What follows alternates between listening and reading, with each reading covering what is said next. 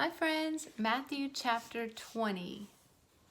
For the kingdom of heaven is like the landowner who went out early one morning to hire workers for his vineyard. He agreed to pay the normal wage, daily wage, and sent them out to work. At 9 o'clock in the morning, he was passing through the marketplace and saw some people standing around doing nothing. So he hired them, telling them he would pay them whatever was right at the end of the day. So they went to work in the vineyard. At noon and again at 3 o'clock, he did the same thing. At 5 o'clock that afternoon, he was in town again and saw some more people standing around. He asked them, "Why haven't you been working today?" They replied, "Because no one has hired us." The landowner told them, "Then go out and join the others in my vineyard." That evening he told the foreman to call the workers in and pay them, beginning with the last workers first. When those hired at 5 o'clock were paid, each received a full day's wage. Wow. That really speaks to me. When those hired first came to get their pay, they assumed they would receive more. But they too were paid a day's wage. Now this parable is coming right after Matthew 19:30 that talks about the least on earth will be greatest in heaven. And then this story is right on the heels of that. Isn't that amazing? Okay, going back to verse 10. When those hired first came to get their pay, they assumed they would receive more. But they too were paid a day's wage. When they received their pay, they protested to the owner. "Those people worked only 1 hour, and yet you've paid them as much as you paid us who worked all day in the scorching heat?"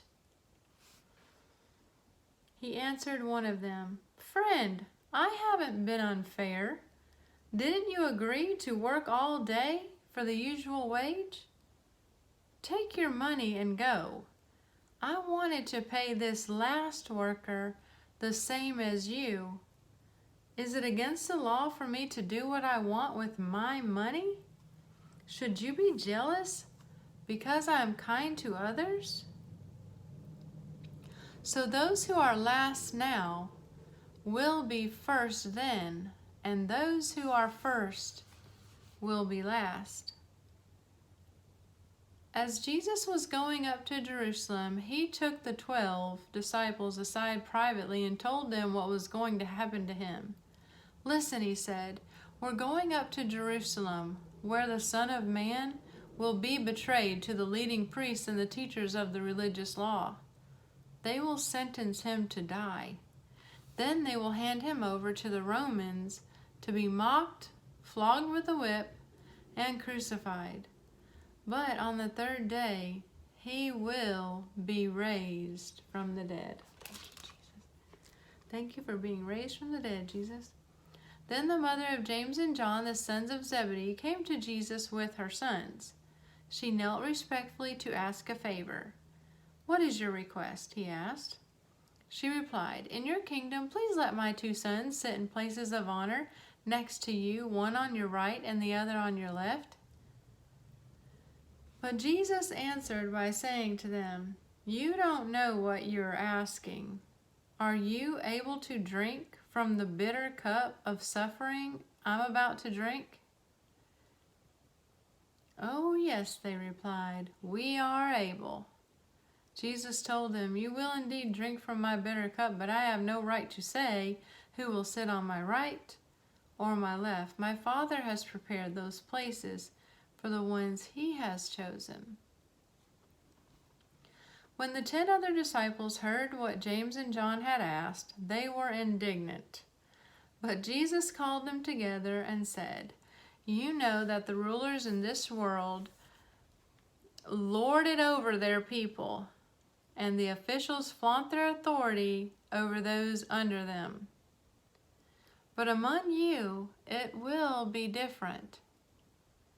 Whoever wants to be a leader among you must be your servant, and whoever wants to be first among you must become your slave. For even the Son of Man came not to be served, but to serve others and to give his life as a ransom for many. As Jesus and the disciples left the town of Jericho, a large crowd followed behind. 2 blind men were sitting beside the road.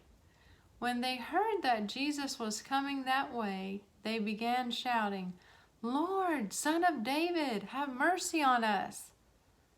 "Be quiet," the crowd yelled at them. But they only shouted louder, "Lord, Son of David, have mercy on us." When Jesus heard them, he stopped and called, "What do you want me to do for you?" "Lord," they said, "we want to see." Jesus felt sorry for them and touched their eyes. Instantly they could see. Then they followed him. Friends, that is the end of chapter 20. And several things stood out to me. Like especially the workers who came at 5 being paid the same as the workers who'd been there all day. And the part about Jesus saying that that leaders must be the servants. But I think the verse that I'm going to write down is verse 33, where the blind men shouted even louder, asking for healing. But in verse 33, when Jesus asked them, "What do you want me to do?" they said, "Lord, we want to see." That is my prayer. Lord, I want to see. I want to see things the way you see things. I want your perspective and your heart. You know why I want that? Because I know his way is the best way for my life. You know how I know that his way is the best way for my life? Because I spend time with him. I've had many of opportunities to trust in the Lord, and he has had many opportunities to come through for me and to make things happen and to help me and bless me and meet my needs. And he has been faithful in every single one. And so if he has a different perspective on things than I have, I want to know what it is. So my heart, I can see with my physical eyes, but my heart is to be able to see with my spiritual eyes what he sees. And not just see it, but also to understand his direction and to go for it, to run towards him like these men did after Jesus healed them. They followed him. I'm going to write that in my journal, and I pray that you will write something down and spend some time with the Lord. You will not be sorry that you did. Be blessed.